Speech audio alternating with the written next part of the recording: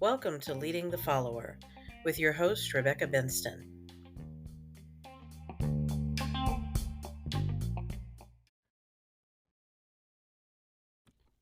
Good morning. It's Rebecca Benston, and I am back for Leading the Follower. I've been out for a little while, just still working through a lot of difficulties with trying to get the recording platform to work with me. And also, we had some bad news last week. We had a death in the family, and over the weekend, I really wasn't feeling much like talking about anything. And I attempted to put together a couple of podcasts, but it just didn't come out the way that I had wanted it to. So I just scrapped it all and said I'll try again next week when maybe my thoughts are a little clearer. My thoughts are not necessarily clearer today, but I figured I would give it a try. So anyway, it's Monday. Here in our fine city of Springfield, Ohio, we had lots of things on lockdown this morning because of a shooting that took place yesterday, and it really got me thinking how easy it is for us to start to feel unsettled, even though we know we're relatively safe. I mean, it doesn't really take much to put us on edge these days with all of the reporting that is geared to keep you in fear. And so, I've been thinking a lot lately about how in the Bible there are 365 references to God saying, have no fear, basically. And I've been thinking about this for several weeks before all of these different things set in. But what I wanted to do was to start sharing verses about having no fear each and every day for the next 365 days.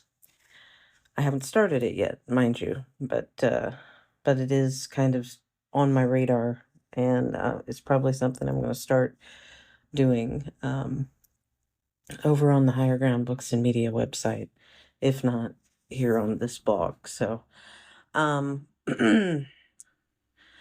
just think, and this is probably all going to go in several different directions because this is what's on my mind.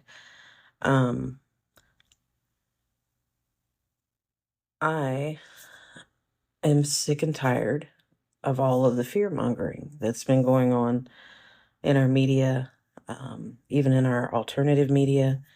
It seems like no matter what side you're on, each side has its own fear porn, is what they've been calling it. And they want to keep people on edge and in a state of worry about things that are being manipulated by just a small group of people that really don't have everyone's best interests at heart. And, I thought, I don't want to get too deep into conspiracy type language. Some people may brand that as a conspiracy theory, but I personally have never trusted anybody. The only one I trust really is God, and maybe my mom and my daughter. And that's pretty much the extent of it. And my sisters, just my very small inner circle of people. That's who I trust. And there are many good reasons for that. It's because everybody out there seems to have an agenda these days. So even though I may listen to lots of different news broadcasts or podcasts to get my information about what's going on in the world. I'm very, very much aware that a lot of what I listen to is geared to um, satisfy the needs of the person reporting it more than it is to satisfy any kind of social responsibility to help everyone feel settled and informed. And it starts to get really aggravating for me to hear it all the time, especially when it's the same thing over and over. And when I can start to listen to things that used to help me break free from one narrative, because it would give me new information and help me to see different angles of something I might not have considered. When I start to see that that's the same story being told in different variations over and over, then it is no better than the mainstream stuff that I was listening to before. So it becomes mainstream in and of itself. And if that makes any sense to you whatsoever, then you may get something out of what I'm saying today. But like for instance, um, I listened to a broadcast called Redacted, and it is an independently owned news broadcast, and they don't tend to be one side or the other, but they do tend to be very anti-war. So anything that is focused on allowing wars to happen, they really report against that, and that's their angle. But they are probably the best journalists that I've heard in recent years because they have some integrity about them, and they do report. They report things in a way that is informative and allows you to draw your own conclusions, and that's a good thing because we need to be able to do that. We need to be trusted to do that. If God trusts us to read His Word and use our free will to interpret what He's saying to us, then I would say our news media definitely should trust us to take the truth, just the facts that are being reported, with no spin, depending on who's paying. Um, we should be allowed to take what's being reported and determine whether or not we agree with one side or the other. And no one should be trying to make that decision for us. um, and it's frustrating because I stopped listening to mainstream media a long time ago. Um, I wasn't ever really big on listening to the news anyway because it was very depressing. But back when I was dealing with lots of miscarriages and personal trauma, I became very sensitive to all the violence that was being reported in the news at that time, and I had to shut it out in order to cope with my own stuff. When you're having issues that are hard to deal with in your own little circle, and you're listening to things on the outside that are feeding that fear or feeding discontent or anger or whatever, um, that information is no longer useful to you. It just fuels something that is keeping you from focusing on the right thing. So, years ago, and this was probably back in 2006 or so, 2007, maybe before that, I stopped listening to the news. I completely shut it out and started, I would listen to certain podcasts, even though the podcasts I was listening to didn't necessarily match up with my political beliefs at the time. Um, I went ahead and listened because I like to have a broad perspective of information that is available to me so I can decide what sounds right. That's called discernment. And I've always been pretty big on discernment, as a tool for making decisions and, trying to figure out which direction I'm supposed to be going in, because that's how God communicates with me, at least. Um, so I don't like to be manipulated by news broadcasts or entertainment or media, things like that. I'm not necessarily someone who is easily influenced by what everybody else is doing. I don't like bandwagon mentality. I'm not interested in fitting in with people.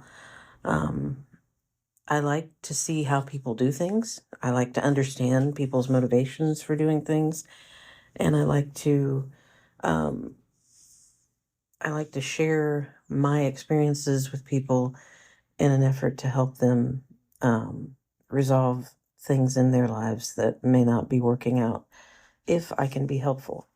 But I also know that there are lots of things that I've gone through that um, other people will go through those differently because of the way that they were brought up, because of the tools and resources that they've had at their disposal along the way, or the lack of tools and resources that they've had.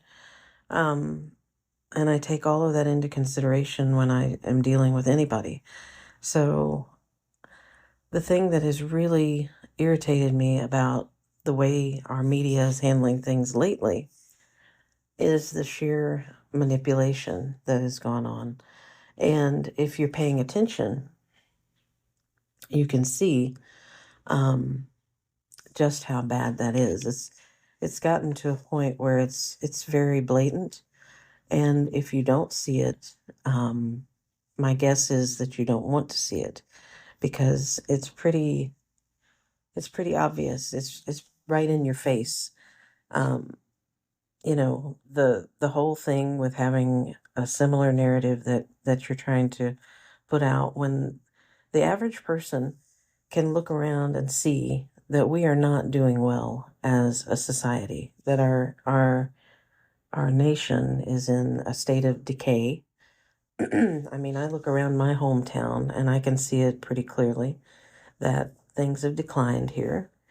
And sadly, I say, if you want to destroy a business, just start it here in Springfield, and um, we'll do it for you. Um,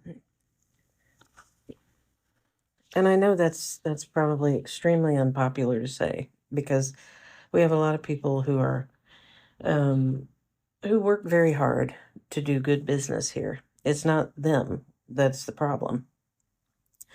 But we also have a lot of people in our town who are dealing with poverty and drug addiction and mental health issues and other things that make it difficult for them to function in society. And we don't have the right resources available to them to adequately address the issues that they're having. And so they're left to fend for themselves, which is why we have um, a lot of criminal activity, a lot of violence in our city, and it's really a sad thing to watch. I used to be able to go out and walk all over the city when I was a teenager. That's what we did before I was old enough to drive. We were able to walk around, and I didn't worry about getting shot. I didn't worry about someone kidnapping me and molesting me or whatever. Um, but as the years have gone by, there's no way I would let my daughter walk around this city at all, for any reason, not even to walk to the store, which is, right down the street. There's no way that I would ever turn her loose to do that. And she drives, and I'm terrified for her to go from one end of the city to the other, because it's not safe. And I personally won't even get out and do these things because it's not safe for me, and I'm not afraid of anything. Um, I'm not someone who cowers back from things. I've always been kind of a um, mouthy type, and I have never really felt threatened by anything. But I'll tell you, when when the word went out last night that they were starting to shut down schools and things today because we had this situation where a teenager had killed his mother, had shot his mother and killed her, and he was out on the loose somewhere in town, and they hadn't found him yet. They began shutting down all the businesses, so schools were closed today, and all the campuses for our college that my daughter attends were shut down, and everything. And I got to thinking, I have to take my trash out, which means I have to go around the side of my house, which is dark, and I don't live in the best neighborhood. I don't really necessarily like where I live, but it's not necessarily the safest place. And I really felt just a little bit on edge about, walking out just to take my trash can down to the street. And that hit me like a ton of bricks last night. I was like, I'm never afraid to do things like that. Not because I don't think there's a threat out there, but because I think I can handle myself pretty well. But it's the idea that there's someone who's not in their right mind that is lurking about and could do harm just based on seeing someone in front of them. Um, you know, and the likelihood is that there were other issues involved because generally a kid is not just going to kill a parent or anybody else unless there's something at the heart of uh, that causes them to feel the need to do so. Um, I think mentally and emotionally we have to really be backed into a corner before we get to that point. So um, there had to be some other issues there, but it doesn't negate the fact that I did not feel safe enough to go and do the things that I need to do to keep my household running last night. Um, and what do you do with that? Especially when you turn on the news, if you do that, and everything you see is a shooting here, a stabbing over here, there's theft over here. Cities are torn down. They're closing stores in this city or that city because crime is so rampant. What do you do with that in your mind? Do you allow all that to unsettle you when it's not something that you can see for yourself? Like, I have a really hard time um, being afraid of things that I haven't gone out and witnessed for myself. And I don't necessarily trust our news to report that to me in an honest way so that I can take their word for it and know that the areas that they're reporting about are in fact plagued with those kinds of problems. So I'm more the type of person who wants to see it for myself. Um, but since I'm not really in a position to travel all over the place and go check and see where it's safe and where it's not safe, I have to take their word for it, even though I don't necessarily want to do that. Um, so it really starts to wear on you as far as having a mindset where you can trust what God tells you is right, where you can use your discernment and say, does it make sense to me that these things would be happening based on what I'm seeing in front of me here? And based on what I know of human beings and what I know of the way the world works, does it make sense that that's what's really happening out there? And in some cases, unfortunately, yes, it does make sense. Um, but I'll tell you, I am kind of eager to get out and take a look and see, just exactly what does it look like outside of my little area here that I stay in. So that's what's been on my mind. Aside from dealing with loss and trying to grieve for someone that meant a lot to me, I have also been dealing with just all of the things that come with um, trying to determine who's telling the truth and who's lying and why and what the motivations are. The world has gotten to be a very difficult place to exist in, and in order to get through it each day, I have absolutely have to turn to God and make sure that my prayer life is solid, that my um, studying the Word is solid, that I'm open to hear His voice, that I'm reaching out to Him when things don't make sense, and that I'm not afraid, that I trust His advice that is throughout the Bible, and I do not fear. Um, as it says in, and I'm terrible about, I don't memorize Bible quotes, so I don't necessarily sit around saying in this book or that book, but I know I think it's Second Timothy. That's the verse that I always turn to when I'm having a lot of anxiety, is that, God has not given us a spirit of fear. Um, that's the one that I hang on to when I'm really struggling with anxiety or fearful thoughts or whatever. So I think, judging from everything that's been on my mind and everything that I've talked about, it's definitely time for me to look at doing the 365 days of Have No Fear. So I will be doing that on the website. I'll be working that out so that I can have quotes available and do some inspirational um, posting and things like that as time permits. I'm still extremely busy with everything and need to make it fit into the other priorities that I have. But I do feel that it's very important for people to latch onto that idea that God does not want us to fear, especially right now when there's so many out there whose goal it is to have us in a state of fear all the time. So, um, I didn't say it up at the beginning of the podcast, but be sure to stop by the Higher Ground Books and Media website and subscribe and do a little looking around, check out our shop and see if there's anything in there that speaks to you.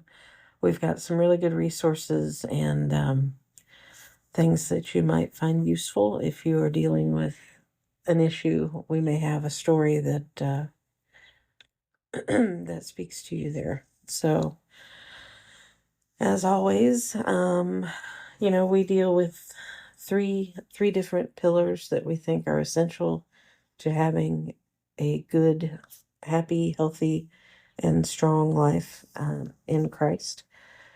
And that is, we focus on healing from trauma, using your gifts, and growing your faith. And that is what we call our hub. So, stop by and check out all of the things that we offer in terms of ministry resources and just reading for entertainment or, we have children's books and things like that. Got a lot of different things over there. So see what we have. And hopefully there'll be something that looks good to you. As I said, as you go through your week, if you're listening to the news and all you feel is anxiety and tension and frustration, just turn it off. Turn it off. Look outside. Pay attention when you go out to the store, when you go out to different places, and understand what's going on around you and why it might be happening. Um, I assure you, at the root of all of it, it's a money thing. In one way or another, somebody's not getting what they need, and somebody else is getting everybody else's share of it. So, um, and it's also a lack of faith and a lack of respect for God that is really at the root of all of it. So money is the big driver here in our society, and too many people have allowed that to push God right out, and we need to start putting him back where he belongs so that we can live our lives in peace. So that's about as deep as I think I'm going to go today. There's a lot more than I had expected to say, but I want you to have a great week and to remember to have no fear as you confront the issues of this world each and every day. God is with us, and he will not let us fail. So thank you for stopping in, and God bless you. Have a great week.